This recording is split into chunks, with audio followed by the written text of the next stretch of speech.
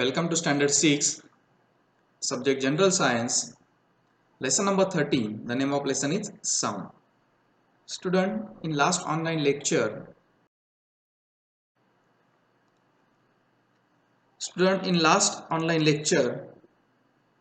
we have learned how sound is produced and the unit to measure the sound. Today we are learn the next point of the lesson, that is how sound is heard. हम आवाज कैसे सुनते हैं. There is a air around a source of sound. जो sound होता है उसके around में क्या होती है, एयर होती है. As the source of sound begins to vibrate, the layer of air nearest to the source also vibrate. जब सोर्स ऑफ साउंड जब वाइब्रेट करना शुरू होता है तो उसके आसपास जो एयर होती है वो भी उसके साथ वाइब्रेट होने लगती है. A wave of vibration of that sound spreads in all the direction from the source of sound. और वो जो एयर होती है वो वाइब्रेशन के साथ सभी डायरेक्शंस में वो भी वाइब्रेट होने लगती है. Such a wave is called a sound wave. उसी वेव को बोला जाता है a sound wave. The sound wave reach our ears. यही साउंड वेव हमारे कान के पास पहुंचती है. There is a delicate diaphragm or eardrum in the cavity of our ears. It starts vibrating too. जब वो हमारे कान के पास पहुंचती है तो उसका वाइब्रेशन शुरू होता है. The sensation produced by these vibrations are passed on to the brain through the nerves in the ears and we hear the sound. जो ये सेंसेशन हमारे कान तक पहुंचा है वाइब्रेशन का, वो जो हमारे ब्रेन से जुड़े हुए जो नर्व्स है, ईयर से जुड़े हमारे ब्रेन तक जो नर्व्स है उसके पास जाता है और वहां से हमें कान में जो वाइब्रेशंस आ रहे हैं उसमें से हमें आवाज सुनाई देता है. Let us study the propagation of sound. For that we have to do one activity. Take two balloons, fill air in one and water in the other. यहाँ पर जो एक्टिविटी आपको दिखाई है वैसे एक बलून में क्या करना है, हमें वाटर भरना है और दूसरे बलून में हमें सिर्फ एयर भरनी है. Press the balloon filled with air against your ear as shown in the picture. जो बलून में हमने सिर्फ एयर भरी है उसको हमारे कान के पास ले जाना है और क्या करना है, उसके ऊपर हमें हैंड्स रब करना है. Rub a finger on the balloon and listen to the sound. जब हम उसके ऊपर फिंगर रब करेंगे, घिसेंगे, तब उसका साउंड हमें सुनना है. Repeat the same activity with the balloon filled with water. वही एक्टिविटी हमें जब ये सेकंड जो बलून हमने जिसके अंदर पानी भरा है उसके साथ भी रिपीट करनी है. Through which balloon do we hear a clear sound. हमें क्लियर साउंड कौन से बलून में से सुनाई देगा, हमें एयर में से. Sound travels in the form of waves through air, water or through a solid and reaches our ears. Sound जो ट्रैवल होता है वो जो वेव्स में से ट्रैवल होता है, थ्रू एयर भी होता है, थ्रू सॉलिड वाटर भी होता है और थ्रू सॉलिड मटेरियल भी होता है. Sound is propagated more clearly through a liquid than through air. It is heard most clearly through a solid. Why is this so? ऐसा क्यों होता है? Let's study. Transmission of sound occurs at a different speed through different mediums. Transmission of sound is faster through a liquid than through a gas and faster through a solid than through a liquid. तो transmission of sound का जो होता है liquid में से सबसे ज्यादा होता है. Okay, new words. Propagation of sound. Propagation of sound मतलब कि जिस मीडियम से साउंड ट्रैवल होता है उसको बोला जाता है propagation of sound. Sound is said to be propagated when sound waves spread in all direction from a source of sound. The medium of propagation of sound, the substance around the source of sound through which sound waves spread is called the medium of propagation of sound.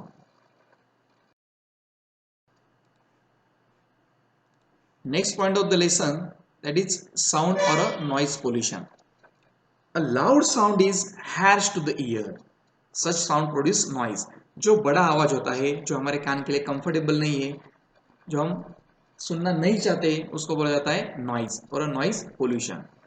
Student just observe this picture. हमें ये picture observe करना है और discuss करना है. Let us discuss the picture. यहाँ पर जो ग्रैंड मदर है वो टीवी देख रही है बड़े आवाज पर, करेक्ट. जो सेकंड गर्ल है वो ड्रम बजा रही है. यहाँ पे जो पर्सन दिखाई दे रहा है वो फोन पे बात कर रहे हैं. उनके गोदी में जो लड़का बैठा है वो चिल्ला रहा है. ये जो सेकंड बॉय यहाँ पर दिखा है वो खेल रहा है और चिल्ला भी रहा है। यानी जो दो लेडी है एक दूसरे के साथ बात कर रही है। ये जो डॉग है वहाँ पर भौंक रहा है।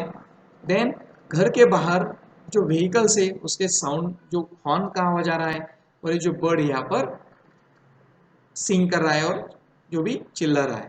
तो ये सब ये जो इसमें दिखाए गए जो मोमेंट्स है इसमें से हमें पता चलता है देयर इज अ साउंड और नॉइज पोल्यूशन।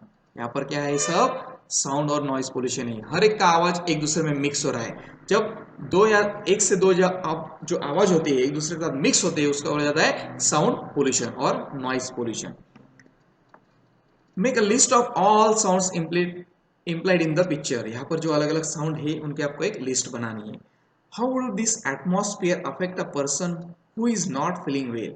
अगर ये जो एटमॉस्फेयर इस पिक्चर में दिखाया गया है अगर कोई पर्सन है उसको जो बीमार है उसको अच्छा नहीं लग रहा है तो उसको एक वहां पर कैसा फील होगा वो भी आपको लिखना है। And third one, would you be able to study in this condition. Obviously no, हम ऐसे कंडीशन में कभी भी स्टडी नहीं कर सकते because we unable to concentrate on our study due to this harsh sound.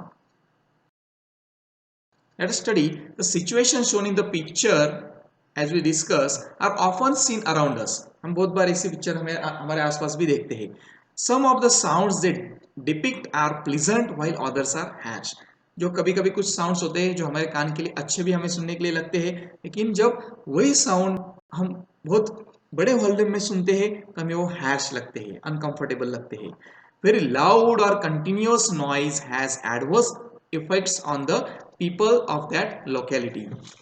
Their hearing may get impaired, which can even lead to deafness. It can also cause restlessness, irritability, and mental exhaustion. One cannot work with concentration. इससे बड़े आवाज में हम concentration के साथ ध्यान के साथ कोई भी काम नहीं कर सकते।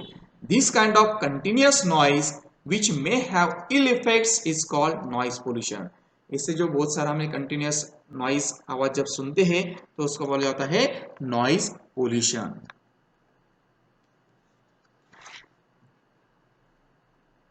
Noise pollution occurs when we hear one or many sounds harmful to the ear. Noise pollution कब होता है तो मैंने अभी बताया जब एक से दो आवाज एक दूसरे के साथ मिक्स होते हैं तब हमें नॉइज पोल्यूशन दिखता है। यहाँ पर जो इमेज दिखाई गई है ये जो लोगो है वो आपको कहाँ देखने को मिलेगा students, near to the hospital and schools. ये what is the meaning of this logo, इस पिक्चर का मीनिंग क्या है। ये जो हॉर्न दिखाया है उसके ऊपर ये रेस्ट्रिक्शंस का मार्क लगाया है, मतलब कि जैसे स्कूल कॉलेजेस और जो हॉस्पिटल्स होते हैं वहाँ पर हमें हॉर्न नहीं बजाना है। जैसे स्कूल में कॉलेजेस में जो स्टूडेंट होते बच्चे होते हैं वो स्टडी करते हैं उनको कंसंट्रेशन वहाँ पर नहीं होता है इसलिए वहाँ पर हमें हॉर्न्स ब्लो नहीं करना है, नहीं बजाना है। वैसे ही जो हॉस्पिटल में पेशेंट्स होते हैं वो भी वहाँ पर रेस्ट करते होते हैं इसलिए वहाँ पर भी हमें ऐसे हॉर्न्स नहीं बजाने। That is the meaning of this logo और picture. Let us study some measures for preventing noise pollution. तो हमें noise pollution नहीं होना चाहिए उसके लिए क्या करना चाहिए, let us study it. First one, as far as possible we should avoid blowing the horn. जितना भी हमें पॉसिबल हो सकता है उतना हमें हॉर्न ब्लो करना बंद करना चाहिए। Second one, the volume of the TV और radio in the house should be restricted to those watching the programmes. जो हम टीवी पर शोज देख रहे हैं या रेडियो पर गाने सुन रहे, न्यूज सुन रहे या लाउड जो हमारे घर पर होम सिस्टम होता है, होम थिएटर होता है, दैट इज म्यूजिक सिस्टम जो होता है उसके ऊपर जो हम गाने सुन रहे हैं उसका भी वॉल्यूम हमें वही कंट्रोल में रखना चाहिए, उसको ज़्यादा हमें बढ़ाना नहीं चाहिए जिससे हमारे जो एटमॉस्फेयर में जो लोग रहते हैं वो उससे सफर ना हो। Third one, vehicles should be maintain properly to reduce the unnecessary sound they produce. जो हम गाड़ियाँ चलाते हैं उसमें से भी अननेसेसरी साउंड कभी कभी आता है। क्यों आता है? क्योंकि हम उसका मेंटेनेंस नहीं करते हैं। अभी जो मशीन का मेंटेनेंस क्यों जरूरी है हमने लेसन नंबर 12 में पढ़ा है। अगर हम मशीन का मेंटेनेंस प्रॉपरली नहीं करते हैं तो हमारे मशीन का वर्किंग प्रॉपरली नहीं होता है, वो स्मूथ वर्किंग नहीं करना है। तो हमें जो भी हम मशीन यूज करते हैं उसका मेंटेनेंस हम प्रॉपर करते हैं तो कोई भी तरह का आवाज प्रोड्यूस नहीं करेगा। And fourth one, factories, airports, railway stations and bus stands should be located at the proper distance away from residential areas. और जो फैक्ट्रीज होती है, जो बड़ी बड़ी इंडस्ट्रीज होती है, एयरपोर्ट्स होते हैं, रेलवे स्टेशन होते हैं एंड बस स्टैंड्स होते हैं, जो हमारे जो रेसिडेंशियल एरिया होते हैं उससे वो दूर होनी चाहिए. क्यों? क्योंकि फैक्ट्रीज में जो मशीन्स होती है वो बहुत साउंड पोल्यूशन करती है, आवाज करती है. एयरपोर्ट जो वहां पर प्लेन का जो लैंडिंग एंड टेक ऑफ होता है उससे भी बहुत आवाज आता है. और रेलवे स्टेशन जो रेलवेज होती है वो भी जो उसका हॉर्न ब्लो होता है या रेलवे जब हमारे पास से गुजरती है तो उसका भी साउंड वहां पर प्रोड्यूस होता है. इसलिए सब हमारे दूर से बहुत घर से हमें दूर होने चाहिए. Students, what we have learn in this lesson, let us study. First point, vibrations are required for the production of sound. Sound को तैयार होने के लिए वाइब्रेशंस की जरूरत होती है. A medium is required for the propagation of sound, that is through air, water and solid state. Sound is propagated through gaseous, liquid and solid mediums. Noise is disagreeable, irregular and loud. Noise pollution occurs due to continuous noise. Noise pollution has adverse effect on our health. Noise pollution अगर ज़्यादा time तक रहा तो उसका हमारे health पर भी adverse effect होते हैं. Heavy traffic and industrial areas cause the maximum noise pollution. जो हेवी ट्रैफिक होती है वो जो इंडस्ट्रियल एरिया की वजह से हमें मैक्सिमम नॉइज पोल्यूशन होता है. Noise pollution is a social problem. It is necessary that everybody takes measure to prevent noise pollution. हमें सबने नॉइज पोल्यूशन को कम करने के लिए प्रयास करना चाहिए. The last one, blowing the horn of vehicle is prohibited near places like schools and hospitals. These rules should always be followed. In this way, we have completed the lesson number 13, that is sound. Complete the given homework and send me the completed homework on my personal WhatsApp number. Thank you.